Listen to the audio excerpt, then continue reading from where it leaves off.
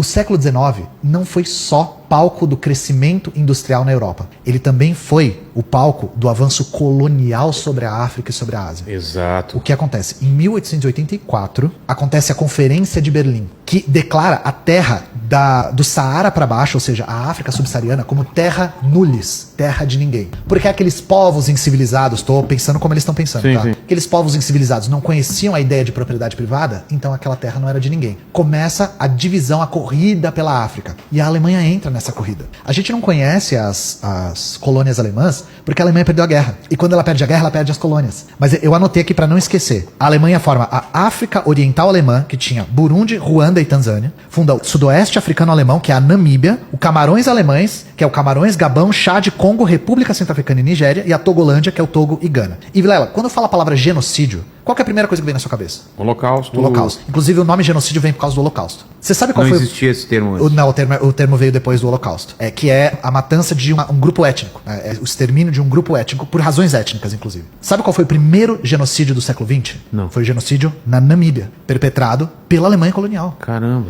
Os caras erradicaram praticamente uma etnia e assim, de uma maneira, foi direcionado para uma etnia que estava resistindo à colonização. E quem eles não fuzilaram, eles jogaram no deserto, porque a Namíbia tem um deserto super grande. Eles jogaram no deserto para morrer de sede. Foi o primeiríssimo genocídio, foi em 1904 na Namíbia.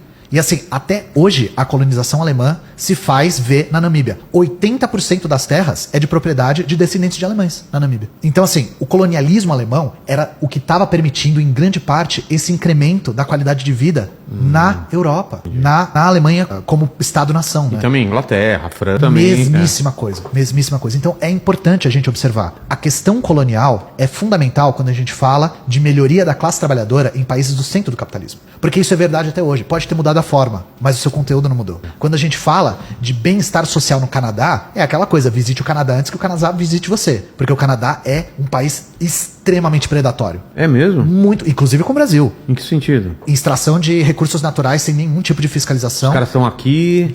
Empelando, rasgando. O Canadá é realmente um país muito virulento. A Noruega é, a Suécia é. Eu não preciso nem falar os Estados Unidos, claro. Os Estados Unidos todo mundo sabe. Eu não preciso nem falar da França, da Inglaterra e da Alemanha e da Itália, etc. Esses países são países que exploram o sul global e o seu proletariado, às vezes, né, nem sempre tem a ilusão de que a sua vida tá melhorando e esse é o caminho que... Não, e tem uma vida melhor. É porque as crises vão e voltam. E agora a gente tá tendo uma crise sem precedentes na Europa, que justamente tá fazendo o fascismo voltar a crescer lá, principalmente tendo os imigrantes como bode expiatório. Isso é uma coisa que a gente tá vendo lá, né?